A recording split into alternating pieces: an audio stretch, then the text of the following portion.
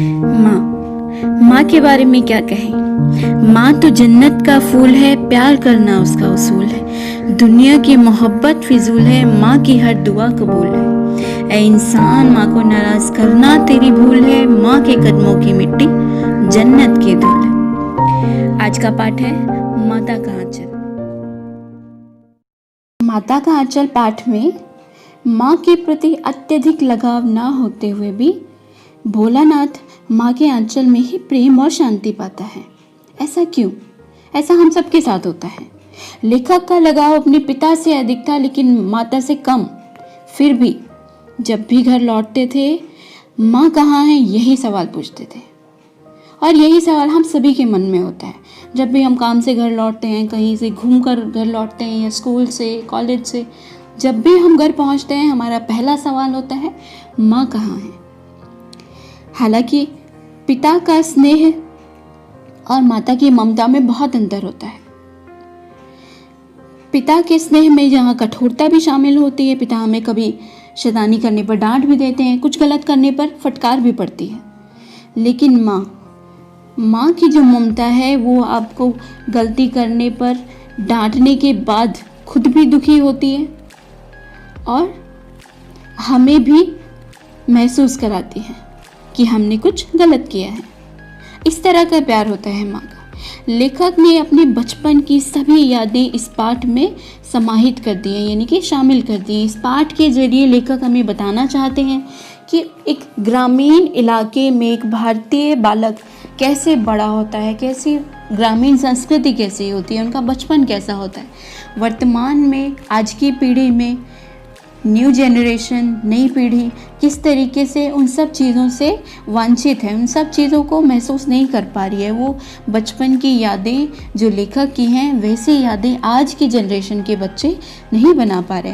वो ग्रामीण इलाके में पेड़ों पर चढ़कर आम तोड़ना, कैरियाँ तोड़ना, गाँव में खेलना, खेतों में खेलना, वो एक अलग माहौल हुआ करता था। उसी की चर्चा लेखक ने इस पाठ में की है।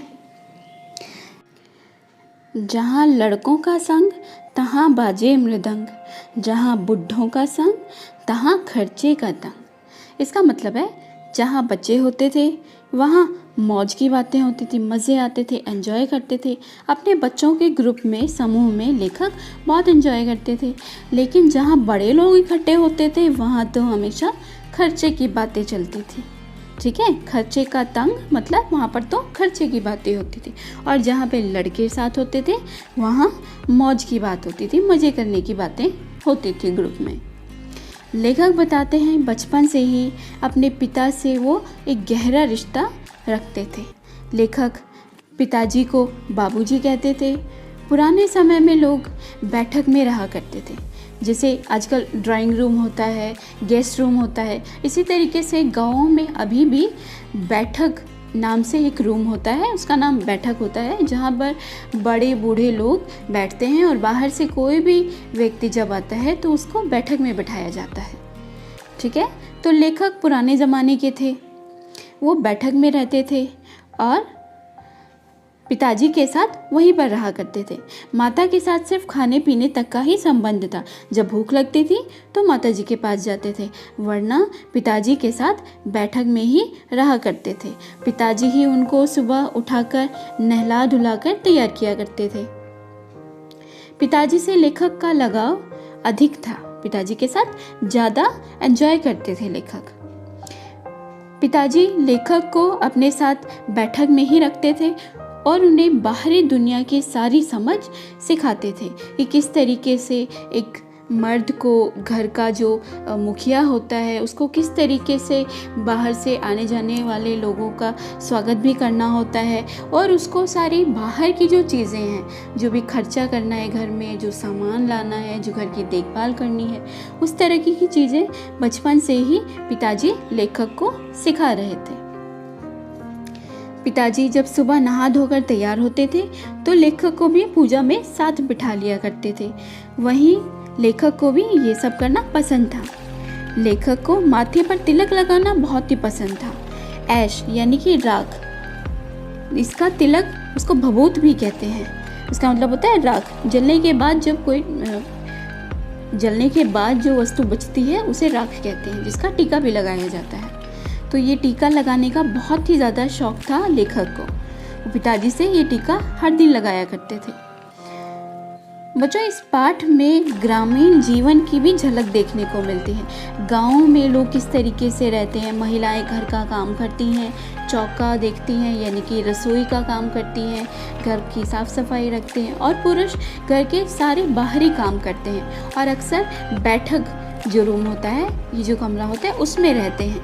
लेखक अपने बेटे के साथ उसी रूम में रहा करते थे, यानी कि घर की जो महिलाएं हैं वो घर की देखभाल करती थी, खाना पकाती थी, साफ़ सफाई रखती थी, कपड़े धोना, ये सब महिलाओं के काम थे और बाकी सब बाहर के काम पुरुषों के हुआ करते थे।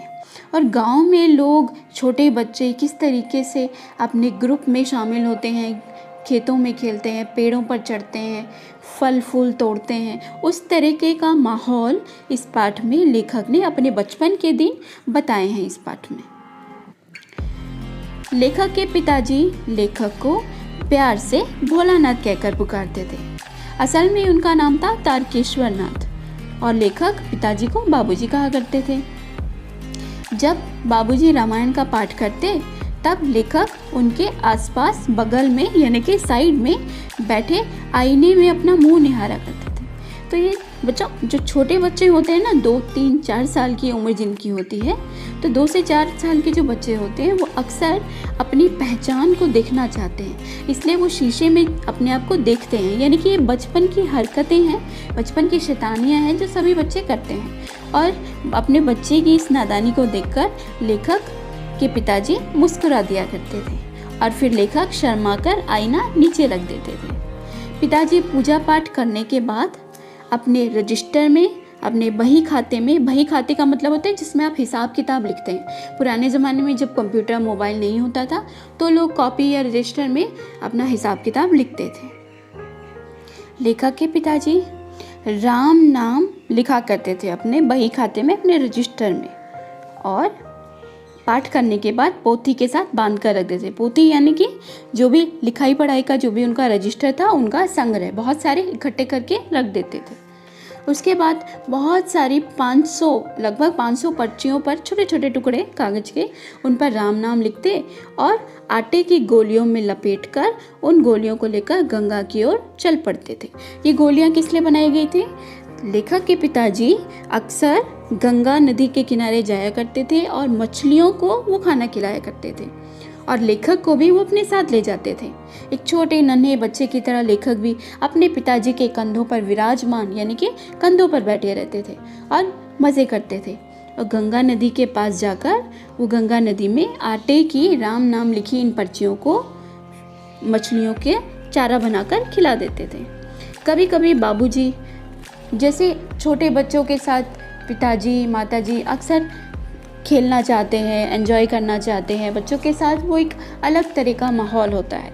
तो पिताजी बचपन में लेखक के साथ बहुत सी अटखेलियाँ करते थे, यानी कि बहुत से शरारतें शैतानियाँ करते थे। वो बहुत एंजॉय करते थे अपने बेटे के साथ और लेखक भी बहुत एंजॉय करते थे। पिताजी कभी कभी लेखक के साथ कुश्ती लड़ा करते थे और बहुत कमज़ोर हो जाते थे, शिथिल यानी कि कमज़ोर पड़ जाते थे, ताकि बच्चा उनसे जीत जाए और उसे जीतने की खुशी मिले। पिताजी अपनी लंबी लंबी मूछें उखाड़ने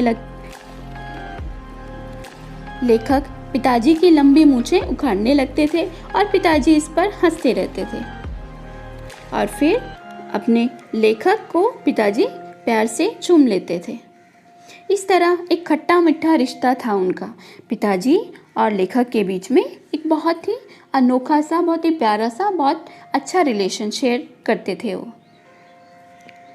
जब हमसे खट्टा और मीठा चुम्मा मांगते तब हम बारी बारी कर अपना बायां और दाहिना गाल उनके मुंह की ओर फेर देते थे। जैसे पेरेंट्स अक्सर करते हैं, बच्चे को प्यार से किस कर लेते हैं, कभी लेफ़्ट कभी राइट चीक पर, तो उसी तरीके के व्यवहार पिताजी भी किया करते थे और लेखक भी इससे बहुत खुश होते थे।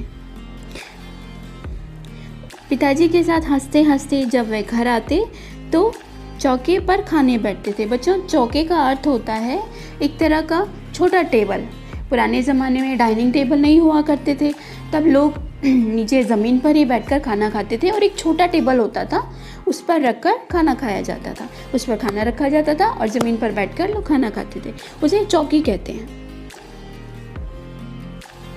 तो पिताजी के साथ चौकी पर बैठकर खाना खाते थे और पिताजी ही अक्सर लेखक को खाना खिलाते थे। फूल के एक कटोरे में गोरस और भात सानकर, यानी कि दही, गोरस और भात यानी कि चावल, ठीक है। तो दही और चावल हाथों में पूरा भरकर इस तरीके से एक बड़ा सा निवाला बनाकर खिलाते थे। पिताजी के खिला देने के बाद माताजी आती थी और कहती थी कि अरे आपने ये क्या खिलाया, बच्चे का तो पेट ही नहीं भरा है। और फिर माताजी एक बड़ा सा कौर बनाकर खिला देती थी। माताजी कहती थी कि माँ के हाथों से खाने से बच्चे का पेट पूरा भर जाता है और बच्चे को भर भर कर खिलाना चाहिए, क्योंकि यही उसके बड़े होने के दिन है। इसी समय उसको पोषण की अधिक ज़रूरत है। और महतारी के हाथों से खाने से बच्चे का पेट भर जाता है। महतारी का अर्थ होता है माता, मदर। तो माता जी कहती थी, देखिए मैं खिलाती हूँ, मर्दुए क्या जाने कि बच्चों को कैसे खिलाना चाहिए, और महतारी के हाथ से खाने पर बच्चों का पेट भी भरता है। मर्दुए यानी मर्द, मर्दों को क्या पता बच्चों को कैसे खिलाना चाहिए। महतारी यानी कि माँ के हाथ से खाने पर बच्चों का पेट भर जाता है। यह कहकर थाली में दही भात, दही चावल सानती यानी कि मिक्स करती और अलग अलग, जैसे छोटे बच्चों को खाना खिलाना थोड़ा मुश्किल होता है, तो माता पिता क्या करते हैं, उनके साथ थोड़ी मस्ती करते हैं, उनको खेल खेल में खिलाने की कोशिश करते हैं। तो माता जी कभी कहती कि देखो तोता आ गया, मैना आ गया, कबूतर, ये तुम्हारा खाना खा लेंगे, तो जल्दी जल्दी से अच्छे बच्चे बनकर तुम ये खाना खा लो। इस तरीके से बच्चे को थोड़ा बहला फुसला कर माता जी खाना खिला देती थी। ये बनावटी नाम बनाती थी और कहती थी कौवा आ जाएगा, कबूतर आ जाएगा, तुम फट से ये खाना खा लो। इस तरीके से बच्चे को प्यार से भोजन माता पिता कराते थे। जब कभी मैया यानी कि लेखक की माता जी, लेखक उनको मैया कहते थे, जब कभी मैया हमें अचानक पकड़ पाती, तब हमारे लाख छटपटाने पर भी एक चुल्लू कड़वा तेल हमारे सिर पर डाल ही देती। तो छोटे बच्चों के लिए पोषण बहुत ही ज़रूरी है। तो खाने पीने के अलावा उनके शरीर की भी जो रिक्वायरमेंट्स होती थी, शरीर की भी जो ज़रूरतें होती थी, माता जी उनका भी बहुत ध्यान रखती थी। बालों में तेल लगाना, शरीर की मालिश करना, इस तरह की चीज़ें भी माता जी करती थी। और लेखक को खूब सारा तेल, एक चुल्लू होता है मतलब हमारे हाथ में जब हम फिंगर्स को फोल्ड करते हैं तो बीच में जो जगह बचती है, इसको चुल्लू कहते हैं। ये जो हमारी हथेली होती है ना, इसे हम चुल्लू कहते हैं। तो इस चुल्लू में जितना इस चुल्लू में जितना तेल आता था, उतना तेल भरकर पूरे सर में मल देती थी। बालों में पूरा तेल ही तेल माताजी कर देती थी। और लेखक इस बात से बहुत गुस्सा हो जाते थे, रोने लगते थे, बाबूजी चिल्लाने लगते थे। लेकिन माँ उनका पीछा नहीं छोड़ती थी और बालों को इकट्ठा करके चोटी गूंथ कर उन्हें बिल्कुल कृष्ण कन्हैया बनाकर बाबूजी की गोद में बैठा देती थी। रोते रोते सिसकते हुए लेखक बाबूजी की गोद में आ जाते थे। बाहर आते ही हमारी बाट जोहना का अर्थ होता है वेट करने वाले। जब पिताजी लेखक को लेकर बाहर निकलते थे, आंगन से बाहर जैसे ही निकलते थे घर के बाहर, लेखक की जो मित्र मंडली थी, उनके जो छोटे छोटे मित्र हुआ करते थे, उनका जो ग्रुप हुआ करता था, वो लेखक की वेट कर रहा होता था। तो जैसे ही पिताजी लेखक को लेकर बाहर निकलते, लेखक को अपने मित्रों की मंडली मिल जाती और वो सारी बात रोना सिसकना भूलकर दोस्तों के साथ मस्ती में मस्त हो जाते थे, खेलने कूदने लगते थे। क्योंकि वो एक छोटे बच्चे थे और छोटे बच्चे तो खेलने का बहुत आनंद लेते हैं। उस समय खेल ही उनके लिए जीवन होता है। उनको पढ़ाई बाकी सब किसी चीज़ की टेंशन तो नहीं होती है, तो वो बहुत एंजॉय करते हैं। खेलने में उनका खूब मन लगता था। अपने हमजोलियों के दल में मिलकर तमाशे करने लग जाते थे। हमजोली मतलब जो साथी होते हैं, जिनके साथ आप खेलते हैं, जो आपके मित्र होते हैं। और खूब तमाशे करते थे। और तमाशे भी ऐसे वैसे नहीं, तरह तरह के नाटक, खूब तरह के नाटक लेखक अपने मित्रों के साथ मिलकर किया करते थे। बाबूजी जिस छोटी चौकी पर बैठकर नहाते थे वही रंगमंच बनती। यानी कि घर का एक कोना जो बाथरूम के पास की एक जगह थी जहाँ पर बैठकर पिताजी नहाया करते थे, वही लेखक और उनके दोस्तों के लिए खेलने का स्थान था। वही उनका स्टेज था, वहीं पर वो रंगमंच किया करते थे, यानी कि नाटक किया करते थे वहाँ पर। और वहाँ पर लेखक छोटे बच्चे किस तरह के खेल खेलते हैं, जैसे नकली के उन्होंने खिलौने बना लिए, नकली के उन्होंने कंकड़ पत्थरों को इकट्ठा करके उनको मिठाइयाँ बना ली और एक छोटी सी दुकान लगा ली। अब खरीदार भी वही और बेचने वाले भी वही, तो कुछ दोस्त आकर कुछ खरीदते और कुछ दोस्त मिलकर कुछ बेचने का काम करते। इस तरह के नाटक लेखक और उनके मित्र बचपन में किया करते थे और वो इन खेलों को, इन नाटक को बहुत मज़े से करते थे, बहुत एंजॉय करते थे। कभी कभी पिताजी भी वहाँ से कुछ खरीद लिया करते थे और बदले में लेखक को 2-4 पैसे मिल जाया करते थे। इनसे वो मिठाई की दुकान से जाकर मिठाई खरीद लाते थे।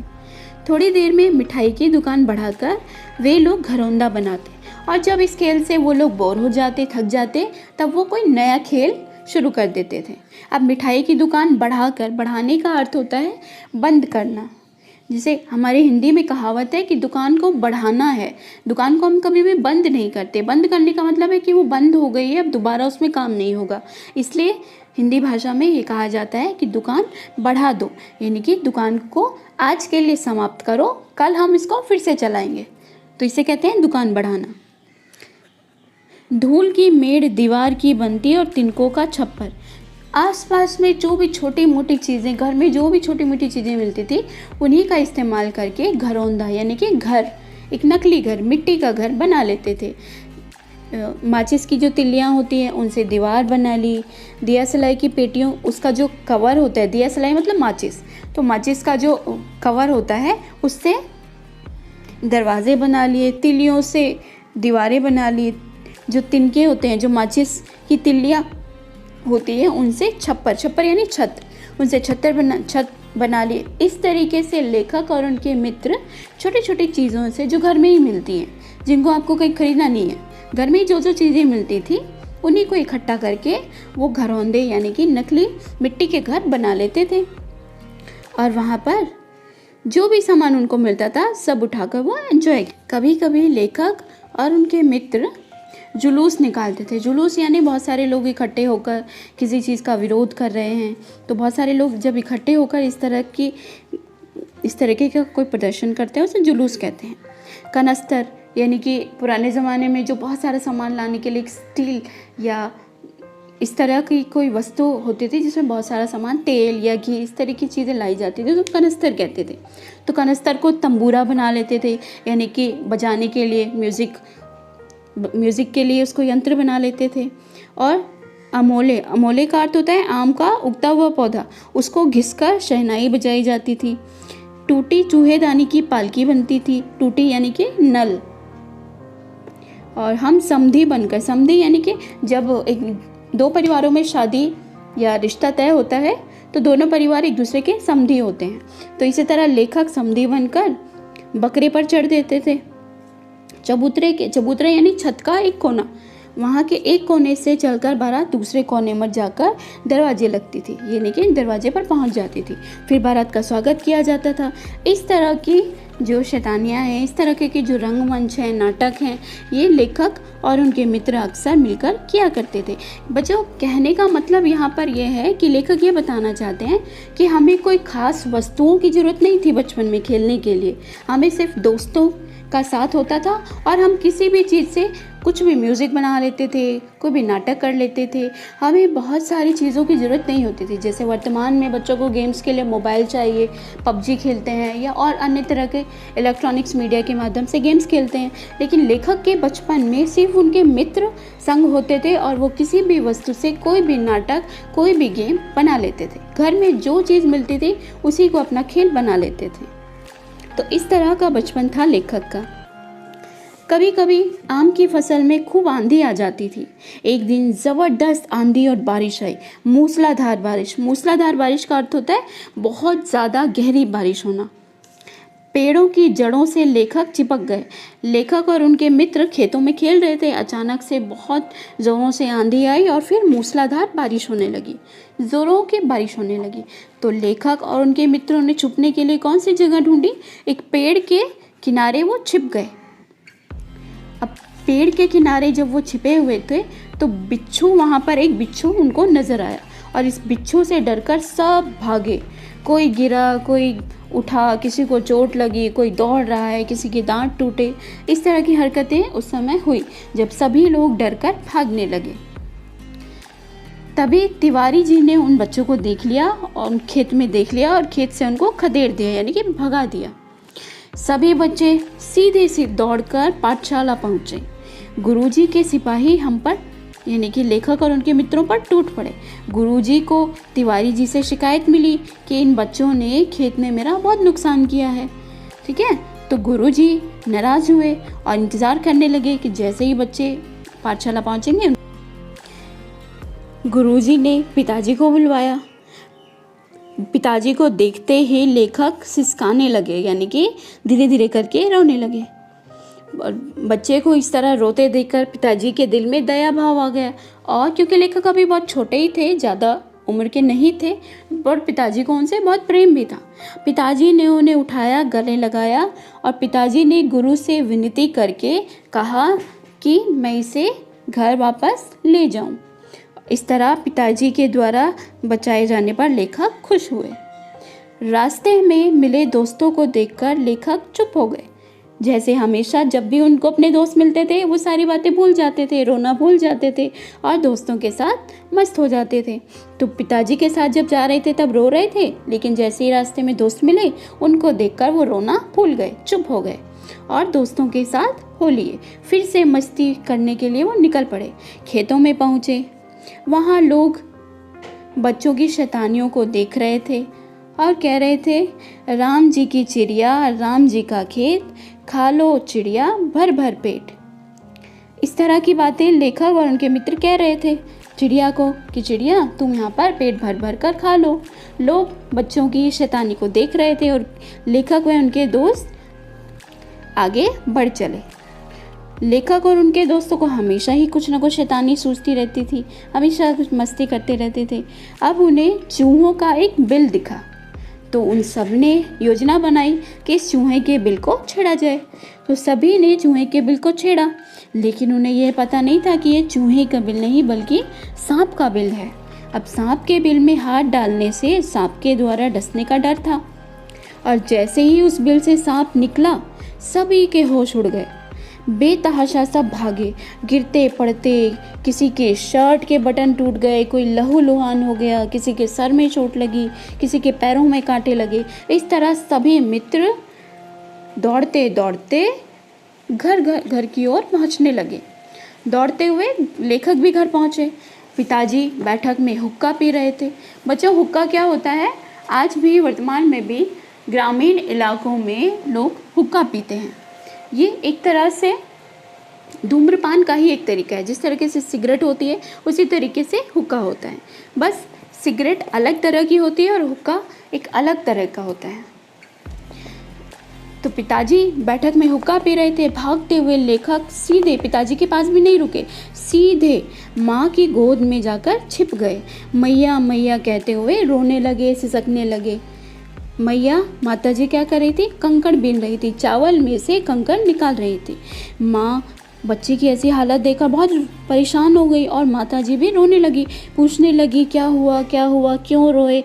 अंग भर दबाती, यानी कि गले लगा लेती, बार बार उन्हें पुचकारती, प्यार से सहलाती और पूछती, आंचल से आंसू पोंछती और बार बार पूछ रही थी कि क्या हुआ, क्यों रो रहे हो।